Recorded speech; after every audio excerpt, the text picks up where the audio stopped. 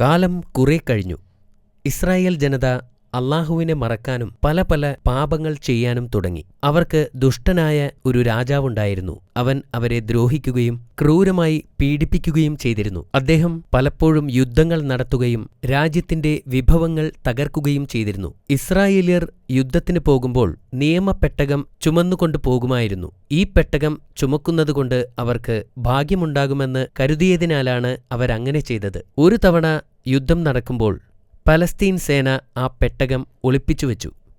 അവർക്ക് ആ പെട്ടകം നഷ്ടപ്പെടുക മാത്രമല്ല, ആ യുദ്ധത്തിൽ അവർ പരാജയപ്പെടുകയും ചെയ്തു. സംഭവിച്ചതെന്തെന്ന് രാജാവ് അറിഞ്ഞപ്പോൾ അദ്ദേഹത്തിന് ഹൃദയാഘാതം സംഭവിക്കുകയും ഉടനെ തന്നെ മരിക്കുകയും ചെയ്തു.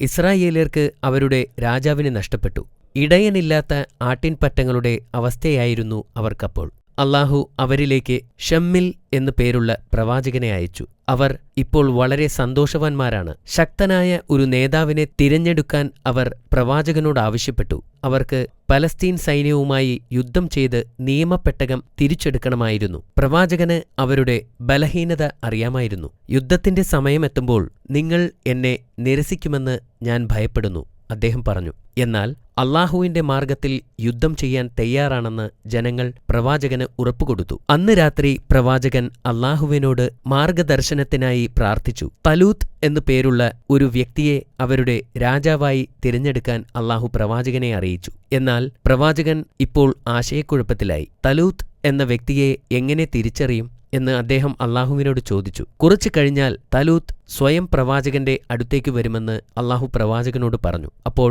രാജ്യത്തിന്റെ നിയന്ത്രണം തലൂത്തിന് കൈമാറണമെന്ന് നിർദ്ദേശവുമുണ്ടായി. തലൂത്ത് പൊക്കം കൂടിയ കരുത്തനും ബുദ്ധിമാനുമായ ഒരാളായിരുന്നു. ദൂരെ ഒരു കൃഷിസ്ഥലത്ത് അദ്ദേഹം പിതാവിനോടൊപ്പം താമസിക്കുകയും അദ്ദേഹത്തോടൊപ്പം വയലിൽ ജോലി ചെയ്യുകയും ചെയ്തിരുന്നു. ഒരു ദിവസം തന്റെ ജോലിക്കാരനോടൊപ്പം കാണാതായ കഴുതകളെ അന്വേഷിച്ച് നടക്കുകയായിരുന്നു തലൂത്ത്. അവർ ദിവസങ്ങളോളം സഞ്ചരിച്ചു. എന്നാൽ അവർക്ക് അവയെ കണ്ടെത്താൻ കഴിഞ്ഞില്ല. അവർ ഇപ്പോൾ വളരെ ക്ഷീണിതരായിരുന്നു. എന്റെ പിതാവിപ്പോൾ വിഷമിക്കുന്നുണ്ടാവും. ബാക്കി മൃഗങ്ങളെ എനിക്ക് പരിപാലിക്കേണ്ടതുണ്ട്. നമുക്ക് തിരിച്ചു പോകാം, തലൂത്ത് തന്റെ ജോലിക്കാരനോട് പറഞ്ഞു. അപ്പോൾ ജോലിക്കാരൻ മറുപടി പറഞ്ഞു, ഇത് പ്രവാചകൻ ഷമ്മിൽ ജീവിക്കുന്ന സ്ഥലമാണ്. നമുക്ക് അദ്ദേഹത്തെ പോയി സന്ദർശിക്കാം. നഷ്ടപ്പെട്ട കഴുതകളെക്കുറിച്ച് നമുക്ക് അദ്ദേഹത്തോട് ചോദിക്കുകയും ചെയ്യാം. അവർ പ്രവാചകനെ കാണാനായി പോയി. വെള്ളം കൊണ്ടുപോകുന്ന സ്ത്രീകളോട് വഴി ചോദിച്ച് അവർ മുന്നോട്ട് നടന്നു. ആ കാണുന്ന മലമുകളിലാണ് നബിയുടെ വീട്. സ്ത്രീകൾ മറുപടി പറഞ്ഞു. അവർ പറഞ്ഞതുപോലെ തലൂത്തും ജോലിക്കാരനും മലമുകളിലേക്ക് നടന്നു. അവസാനം അവർ പറഞ്ഞ സ്ഥലത്തെത്തി. അപ്പോൾ പ്രവാചകന്റെ വീടിന് മുന്നിൽ വലിയ ഒരാൾക്കൂട്ടത്തെ അവർ കണ്ടു. പ്രവാചകൻ ആൾക്കൂട്ടത്തിന് മുന്നിൽ നിൽക്കുന്നത് തലൂത്ത് കണ്ടു. അദ്ദേഹം ഒരു വിശുദ്ധനാണെന്ന് തലൂത്ത് തിരിച്ചറിഞ്ഞു.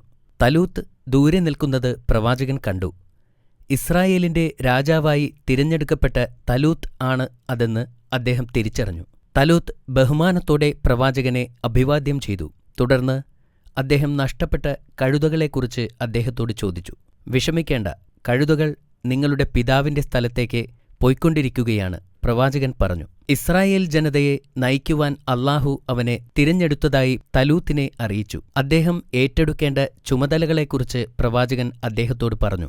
അവരെയെല്ലാം ഒറ്റക്കെട്ടായി നിർത്തുകയും ശത്രുക്കളിൽ നിന്ന് അവരെ സംരക്ഷിക്കുകയും ചെയ്യണമെന്നും പറഞ്ഞു. അയാൾക്ക് വാഗ്ദാനം ചെയ്ത ഈ ബഹുമതി കേട്ട് തലൂത്ത് അമ്പരന്നു. അതൊരു വലിയ ഉത്തരവാദിത്വമായിരുന്നു. നേതൃസ്ഥാനം വഹിക്കാൻ അദ്ദേഹത്തിന് അറിയില്ലെന്നും അതിനുള്ള സമ്പത്ത് അദ്ദേഹത്തിനില്ലെന്നും അദ്ദേഹം പ്രവാചകനോട് പറഞ്ഞു.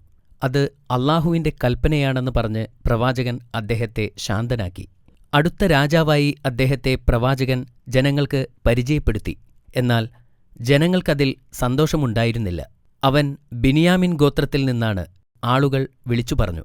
അവൻ ജനിച്ചത് സമ്പന്നനായിട്ടല്ല എന്ന് മറ്റൊരാൾ വിളിച്ചു പറഞ്ഞു. അവനേക്കാൾ രാജ്യത്വമുള്ളവർ നമുക്കിടയിലുള്ളപ്പോൾ അവനെങ്ങനെ നമ്മുടെ രാജാവാകും? അവനൊരു സമ്പത്തുമില്ല.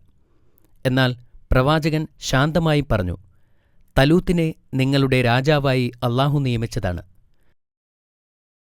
അല്ലാഹു ഇവന്റെ കഴിവും അറിവും വർദ്ധിപ്പിക്കും. അവൻ ഉദ്ദേശിച്ചവർക്ക് അവന്റെ ആധിപത്യം നൽകും. അവൻ സർവജ്ഞാനിയാണ്. തലൂത്തിനെ രാജാവായി തിരഞ്ഞെടുക്കുകയല്ലാതെ അവർക്ക് വേറെ വഴിയില്ലായിരുന്നു. അവർക്കതിൽ വിഷമമുണ്ടായിരുന്നു. തലൂത്ത് രാജാവായി നിയമിതനായി. അയാൾ തന്റെ സൈന്യത്തെ സംഘടിപ്പിച്ചു. ഉത്തരവാദിത്വങ്ങൾ ഒന്നുമില്ലാത്തവർ മാത്രം സൈന്യത്തിൽ ചേർന്നാൽ മതിയെന്ന് അദ്ദേഹം ആജ്ഞാപിച്ചു. വിവാഹം കഴിച്ചവർ, ജോലിക്കാർ, കച്ചവടക്കാർ ഇവരൊന്നും സൈന്യത്തിൽ ചേരേണ്ടെന്ന് പറഞ്ഞു. അദ്ദേഹം അവർക്ക് കഠിന പരിശീലനവും കർശന നിയമങ്ങളും നൽകി. കുറച്ച് ദിവസം കഴിഞ്ഞ് തലൂത്ത് പലസ്തീൻകാരോട് യുദ്ധം ചെയ്യാൻ തയ്യാറായി. അവർ മരുഭൂമിയിൽ കൂടി ദിവസങ്ങളോളം സഞ്ചരിച്ചു. ദിവസങ്ങൾ സഞ്ചരിച്ചതിനു ശേഷം അവർ ഒരു പുഴയുടെ തീരത്തെത്തി. അപ്പോൾ അദ്ദേഹം തന്റെ സൈന്യത്തെ ഒന്ന് പരീക്ഷിക്കാൻ തീരുമാനിച്ചു. നദിയിൽ നിന്ന് വെള്ളം കുടിക്കുവാൻ നിങ്ങളെ അനുവദിച്ചിരിക്കുന്നു. നിങ്ങളുടെ ദാഹം ശമിപ്പിക്കാൻ വേണ്ടി മാത്രമാണ്. അതിലപ്പുറം കുടിക്കരുത്, അദ്ദേഹം അവരോട് കൽപ്പിച്ചു. എന്നാൽ പടയാളികൾ വളരെ ക്ഷീണിതരായിരുന്നു. അവരിൽ പലരും ആവശ്യമുള്ളതിനേക്കാൾ കൂടുതൽ കുടിച്ചു. ഇത് കണ്ടപ്പോൾ തലൂത്ത് നിരാശനായി. അദ്ദേഹത്തെ അനുസരിക്കാത്തവരെ ഉടനെ തന്നെ പറഞ്ഞുവിട്ടു. ആത്മാർത്ഥത തെളിയിച്ചവരെ മാത്രം അദ്ദേഹം നിലനിർത്തി. ഇതുപോലെ അയാൾ തന്റെ സൈന്യത്തെ പല പരീക്ഷണങ്ങൾക്കും വിധേയരാക്കിയിരുന്നു. അവർ പലസ്തീനിലെ സൈന്യവുമായി മുഖാമുഖം വന്നപ്പോൾ 30 പടയാളികൾ മാത്രമേ ബാക്കിയുണ്ടായിരുന്നുള്ളൂ. പക്ഷേ തലൂത്ത് അസ്വസ്ഥനായില്ല. എണ്ണത്തേക്കാൾ അദ്ദേഹം ഗുണനിലവാരത്തിൽ വിശ്വസിച്ചു. അവിശ്വസനീയരായ ഒരു വലിയ സൈന്യത്തെക്കാളും വിശ്വാസികളായ ഒരു ചെറിയ സൈന്യമാണ് നല്ലതെന്ന് അദ്ദേഹം കരുതി. ഈ ചെറു സൈന്യവുമായി അദ്ദേഹം പലസ്തീൻ സൈന്യത്തെ നേരിട്ടു. അവർ ശക്തരും അവരുടെ കയ്യിൽ ധാരാളം ആയുധങ്ങളുമുണ്ടായിരുന്നു. അവരെ നയിച്ചിരുന്നത് ഫലസ്തീനിൽ നിന്നുള്ള യുദ്ധവീരനായ ഗോല്യാത്തായിരുന്നു.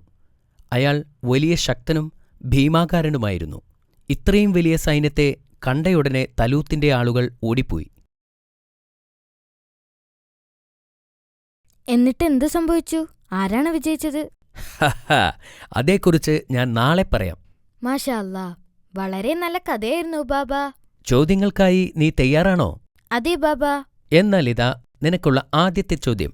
ഫലസ്തീൻകാരുമായുള്ള യുദ്ധത്തിൽ ഇസ്രായേല്യർ പരാജയപ്പെടാനുള്ള കാരണമെന്തായിരുന്നു? അവർക്ക് പെട്ടകം നഷ്ടപ്പെട്ടതുകൊണ്ടായിരുന്നു.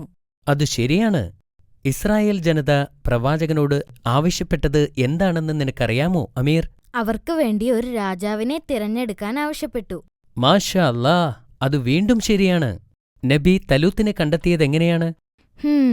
തലൂത്ത് തന്നെ നഷ്ടപ്പെട്ട കഴുതകളെ അന്വേഷിച്ച് നടക്കുന്നതിനിടയിൽ പ്രവാചകന്റെ നാട്ടിലെത്തുകയായിരുന്നു. എന്തിനാണവർ പ്രവാചകനെ കാണാൻ പോയത്? അവരുടെ കഴുതകൾ എവിടെയാണെന്ന് പറയാൻ പ്രവാചകന് കഴിയുമെന്ന് തലൂത്തിന്റെ ജോലിക്കാരൻ പറഞ്ഞു. മാഷാ അല്ലാ, ദാറ്റ് വാസ് ഗ്രേറ്റ്. നീ എല്ലാം നന്നായി പറഞ്ഞിരിക്കുന്നു. Thank you Baba. തലൂത്ത് ഏത് ഗോത്രത്തിൽപ്പെട്ട ആളായിരുന്നു? അവൻ ബെന്യാമിൻ ഗോത്രത്തിൽപ്പെട്ട ആളായിരുന്നു. അത് വീണ്ടും ശരിയാണ്. അവസാനത്തെ ചോദ്യമിതാ. ഫലസ്തീൻ സൈന്യത്തിന്റെ നേതാവ് ആരാണ്? അത് ഗോലിയാത്താണ്. ഇൻഷാ അല്ലാ, നീ വളരെ മിടുക്കനായൊരു കുട്ടിയാണ്. നാളെ ഞാൻ നിനക്ക് പ്രവാചകനായ ദാവൂദ് നബി അലൈഹിസ്സലാമിന്റെ കഥ പറഞ്ഞു തരാം. ഗുഡ് നൈറ്റ് ബാബാ. ഗുഡ് നൈറ്റ് അമീർ.